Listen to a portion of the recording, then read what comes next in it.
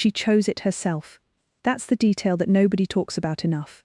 In 1981, when an aide brought a collection of rings to Windsor Castle for the future Princess of Wales to consider, Diana did not receive a bespoke piece commissioned specially for her. She looked through a garage jeweller's catalogue, the same catalogue available to anyone with enough money, and she pointed at the one she wanted. A 12-carat Ceylon sapphire, oval cut, surrounded by 14 diamonds in white gold. The royal family was reportedly not pleased. You didn't choose from a catalogue. You didn't select something that any other woman in the country could theoretically also buy. A royal engagement ring was supposed to be singular, irreplaceable, made for one person and no one else. Diana chose from the catalogue anyway. It was the first decision she made as a member of the House of Windsor. And it told you, if you knew how to read it, something essential about what was coming. She was going to make her own choices. Inside their world, on their terms, in the language of tradition and jewels and royal ceremony, but her choices. Her ring. For 15 years, that ring was on her finger. Through the wedding and the honeymoon and the years that followed.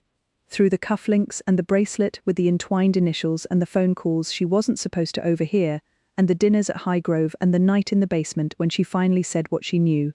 Through all of it, that 12-carat sapphire. And then, in the months after the divorce was finalized in 1996, something shifted. Diana began to be photographed without the engagement ring on her left hand, and in its place, on her right hand, was something else entirely. A statement, a declaration, a ring she had chosen and bought for herself, for no one else, answering to no catalogue and no family and no institution. That was when the room fell silent. Not one room, every room. This is that story.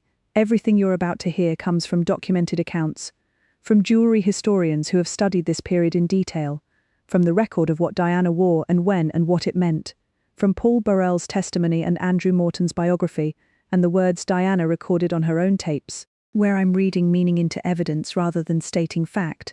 I'll say so. That's the deal on this channel. Before we go further, if this channel has ever shown you a Diana you hadn't seen before, subscribe now. This is one of those stories. Let's start not with the ring. Let's start with what came before it. Because the ring only means something if you understand the hands it passed through on the way. August 1981. The Royal Yacht Britannia. Mediterranean Sea. 2 weeks into the honeymoon of the century, 750 million people had watched Diana walk down the aisle of St. Paul's Cathedral and emerge as the most photographed woman on earth. Now she was on a yacht, in the Mediterranean, finally alone with the man she had married, or almost alone. During the cruise, Diana opened Charles's diary to check a date. Photographs fell out. Of Camilla, she confronted him. It was absorbed, smoothed over, the way things always were. Then came the dinner. The Britannia hosted Egyptian President Anwar Sadat during the voyage. Diana, dressed for a state occasion, seated herself at the table, and she noticed her husband's shirt cuffs, cufflinks, gold, new, on them, 2 letters, entwined, 2 C's, Charles and Camilla. She asked him directly. He confirmed it. A gift, he said. From a friend, his defense was that they were nothing, that Camilla was simply someone he cared for, that Diana was being unreasonable. What followed, in Diana's own words on the tapes she made for Andrew Morton, was a row. Jealousy, total jealousy, she said. Hold that image. A woman on her honeymoon, looking at the cufflinks on her husband's wrists, understanding something she would spend the next 15 years learning to say out loud. And on her finger, that 12-carat sapphire, the ring she'd chosen, the one that was supposed to mean something. She kept wearing it, through everything. Here is what the record shows, and it matters. Diana wore that engagement ring through the length of her marriage. Through the separation announced in December 1992, when Prime Minister John Major stood in the House of Commons and told the country that the Prince and Princess of Wales were living apart. Through the years of negotiation and lawyers and palace press officers trying to manage the news cycle. Through the Panorama interview in November 1995, when she sat in front of Martin Bashir and told 23 million people that there had been 3 people in her marriage. She wore it through all of that. And when the divorce was finalized in August 1996, when the papers were signed and the titles were settled and Diana emerged as Diana, Princess of Wales, without the Her Royal Highness, she kept wearing it then too. Not on her left hand, the way an engaged or married woman wears it. She shifted it to a different finger, as a dress ring. as jewelry, as something that was hers. Jewelry historians have noted this with care. Diana shunned the tradition of removing an engagement ring after divorce. Most women at the end of a marriage put that ring away. Diana wore hers in public, not as a claim on the marriage, as a claim on herself, as the reminder that she had chosen this stone and she would decide what it meant and what to do with it. But there was something else happening alongside that ring in 1996, something that the cameras caught and the tabloids reported and the public absorbed but rarely fully understood. Diana was also wearing a second ring. Post-divorce, Diana, freed from the formal constraints of HRH, began appearing in public differently. The gowns were bolder. The choices were more her own. The charity work was deeper and more deliberately chosen. She was building something on the ruins of what the marriage had been, and she was doing it in full view of the cameras that had never stopped following her. And on her right hand, a ring. Not the sapphire, not a piece from the royal collection, not a jewel chosen from a catalogue under the eyes of palace advisors. A 25-carat emerald-cut aquamarine stone, set in 24-carat yellow gold, pale blue, enormous. Impossible to miss. She wore it publicly for the first time in 1996 in Sydney, at a charity gala. The photographs were immediate. The aquamarine sat on the opposite hand from the sapphire, and the contrast between them could not have been more deliberate if Diana had planned it, which, knowing what the record shows us about how carefully she managed her own public image in those years, she almost certainly had. Jewelry experts called it her divorce ring. The term caught. It spread. Because it was right. The sapphire on one hand, the marriage, the institution, the catalogue choice made at 20, the ring that had been on her finger through 15 years of what that marriage actually was, the aquamarine on the other, herself, her money, her decision, no palace, no catalogue, no Charles. A jewelry historian writing about the aquamarine later put it directly. The shift from the sapphire to the aquamarine was symbolic. Her engagement ring had been a choice made inside a system. The aquamarine was a choice made outside it. Diana wore the aquamarine in the last year of her life as though it were armor. It went with her to New York, to Angola, where she walked through landmine fields, to the Bronx, where she visited Mother Teresa for the last time, to the south of France aboard the Al Fayed yacht, in the photographs that the tabloids ran all summer. When she died on the 31st of August 1997, Paul Burrell gathered what she would need to be buried with. One of the items was the rosary given to her by Mother Teresa. Another was a bracelet, another was a ring. The aquamarine was not among them. It went to Harry. He gave it to Meghan Markle to wear at their wedding in 2018, on the hand that carried Meghan's own wedding ring. A pale blue stone from one woman passed to another. Still making statements. Still refusing to be only decorative. Here is the moment the title of this story is really about. And it requires the full context to land properly.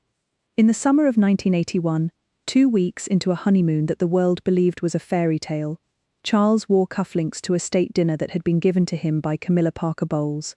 2 entwined C's against his wrists. His wife sitting across the table, having seen them, having asked, having been told they meant nothing. Diana was wearing the sapphire. She had been wearing it for less than a month. That is the scene the title is pointing toward. Not one specific documented moment where Diana set a ring on a surface and walked out. The record doesn't hold that scene. What it holds is something more sustained, more painful, and in some ways more extraordinary. A woman who wore that ring through 15 years of knowing exactly what was on her husband's wrists, and who chose deliberately, publicly, on her own timeline, when and how to lay it down. She laid it down the way she did everything in the final chapter of her life. Not quietly, not behind closed doors. In the open, in photographs that ran in newspapers across the world, in the form of a 25-carat aquamarine on the hand that was not the ring hand, at galas and charity events and public appearances where every camera caught it and every person who was paying attention understood what it meant. She didn't place the ring on a table, she placed it in a new context. One she controlled entirely. And Camilla's world, watching Charles's circle, the people who had constructed and maintained and protected the arrangement that Diana had spent 15 years enduring, understood what they were seeing. A woman who had once chosen a ring from a catalogue because it matched her eyes and who had worn it through everything they had put her through, and who was now wearing something else, something she had bought herself, something that had nothing to do with any of them.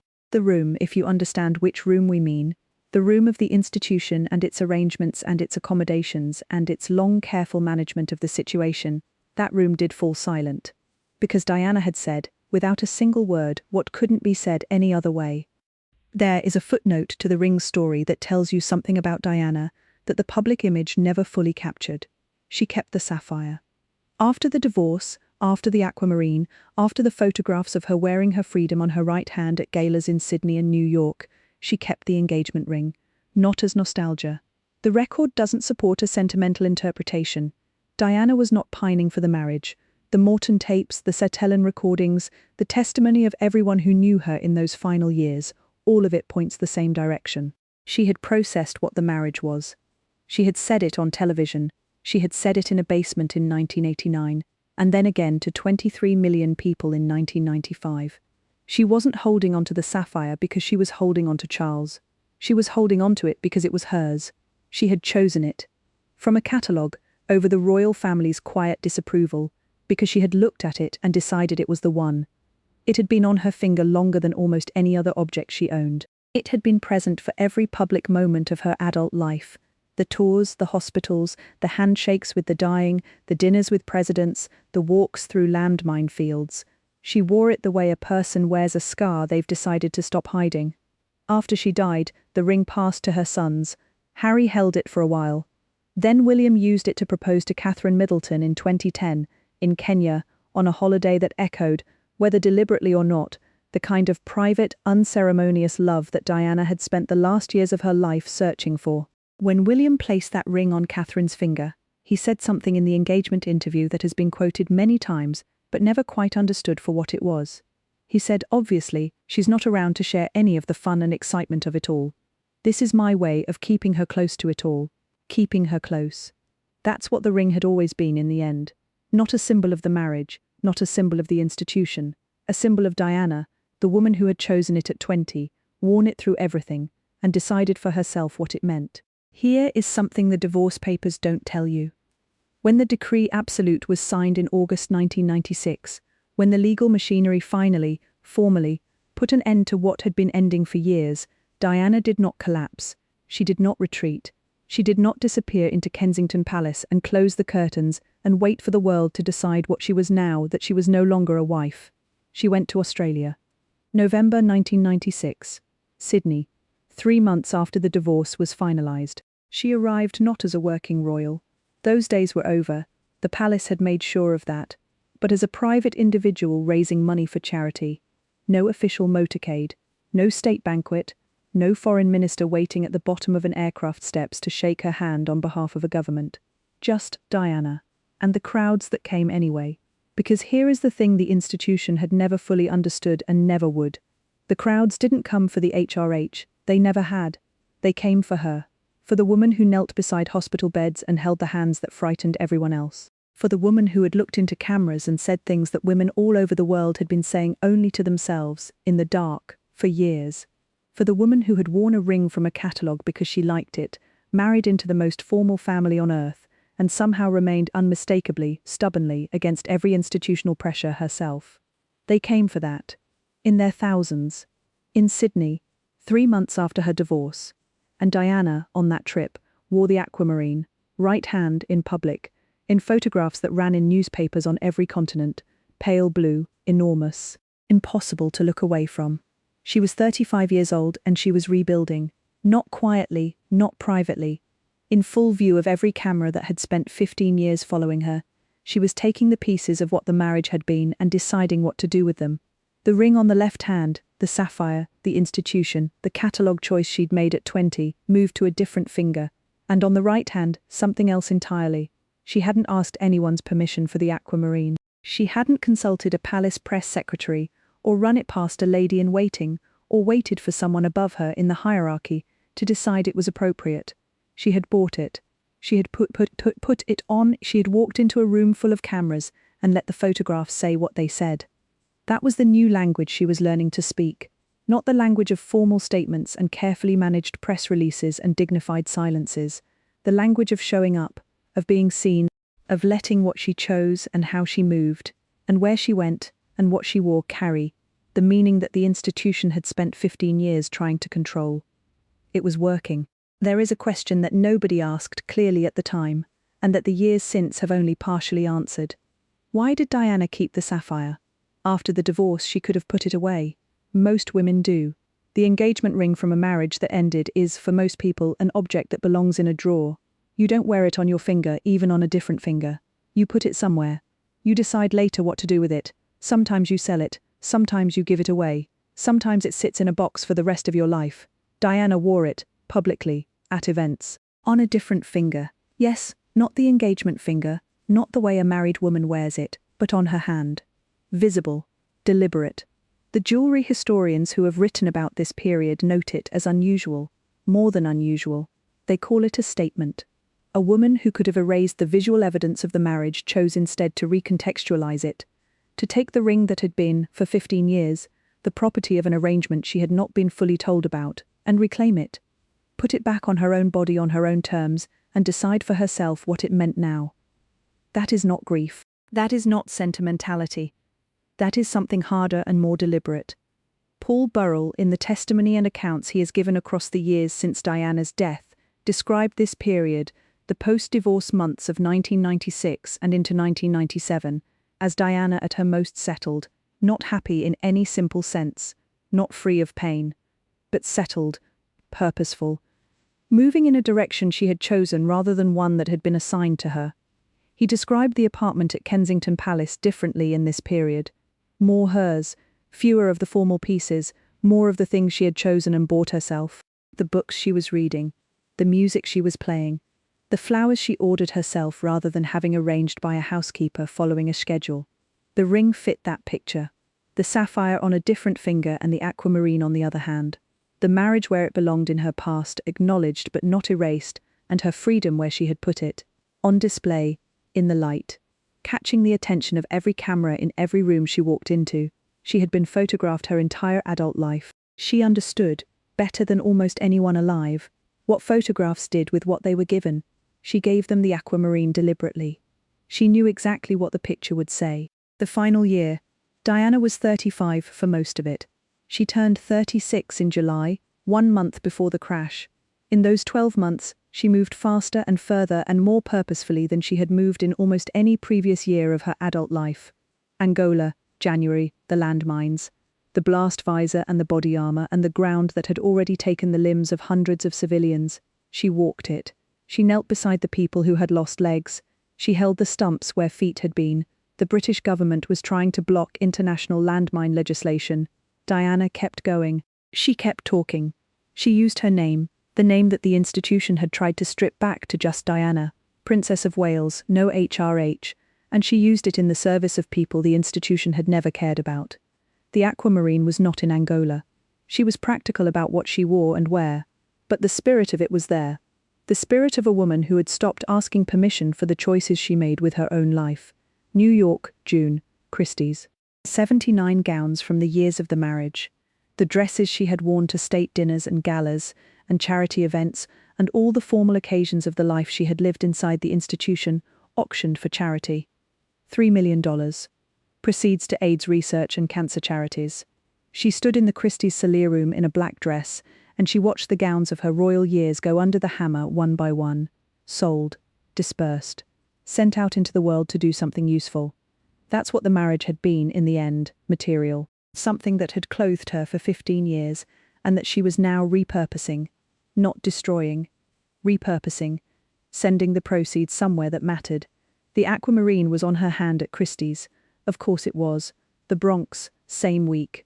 Mother Teresa in a wheelchair, who stood up when Diana arrived. They prayed together. They walked down the steps hand in hand. It was the last time they would see each other. Mother Teresa died 5 days after Diana. Both of them gone within the same week of September 1997, and the world that year had to absorb what it meant to lose them both at once. And then the summer. The Al Fayed yacht. Dodi. The photographs that the tabloids ran all through August of Diana in a swimsuit on the deck of a boat, laughing, alive, the aquamarine visible in some of them. That pale blue stone on the hand that was hers. Paul Burrell testified at the inquest that Diana had told him, in a phone conversation from the yacht, "I want another marriage like I want a bad rash." She was not looking for another institution. She was not looking for another arrangement. She was looking for something the marriage had never given her. Something private and quiet and real. She'd had a version of it with Hasnat Khan. The wigs and the jazz clubs and the KFC on the floor of Kensington Palace and the ironing in his flat in Chelsea. That had been real, it had ended badly, and it had broken her in ways the summer with Dodi was only partially addressing. But she was still here, still moving, still wearing the aquamarine, still in every photograph unmistakably herself. Leave her in Sydney. 1996. She's at a gala. The room is full of people who have been waiting to see her, the way rooms always fill with people waiting to see her, the way it has been since she was 20 and the whole world decided to watch. She's wearing a gown. She's wearing the sapphire, but on a different finger now. And on the other hand, catching the light from across the room, is the aquamarine. Pale blue, enormous, impossible to miss. She didn't hold a press conference to explain it. She didn't issue a statement or call a journalist or arrange a moment for the cameras to capture. She just put it on. She wore it into the room. She let the photographs do what photographs do. The people who understood what they were looking at. And there were people in that room who understood, who had been watching this story for 15 years from the inside. Those people felt it. The shift, the declaration. Not loud, not angry, just final. She was 35 years old. She had spent 15 years wearing a ring that was, in every way that mattered, the property of an arrangement she had not been fully informed about when she agreed to it. She had worn it through the cufflinks and the phone calls and the basement confrontation and the panorama interview and the divorce negotiations. She had worn it past the point where most women would have taken it off. And now she had something else on the other hand. Something pale and clear and very, very large. Something she had chosen herself. Not from a catalogue this time. Not for any institution. Not for any arrangement. Just for herself on her own terms in the middle of a life that was finally, at 35, beginning to belong to her. She stood in that room in Sydney with the aquamarine catching the light. And the people who had spent 15 years deciding what her silence meant found out what her freedom looked like instead. The room did fall silent, because they finally understood. She wasn't going to be managed anymore. She wasn't going to perform the arrangement. She wasn't going to wear what she was given and be grateful and say nothing. She was going to wear what she chose. She was going to mean what she meant. She had been telling them that since 1981, when she pointed at a ring in a Garrod catalogue and said, "That one. That's the one I want." It just took the rest of them 15 years to hear it. Thank you for staying with me through this one. The ring is such a small object for the amount it carried. 15 years of marriage on one hand, and then freedom on the other. She never explained the aquamarine. She never gave an interview about what it meant, or why she wore it, or what she was saying. She didn't need to. The photograph said it. Every photograph said it. Diana always understood that what you chose to wear, and where and when, was its own kind of language.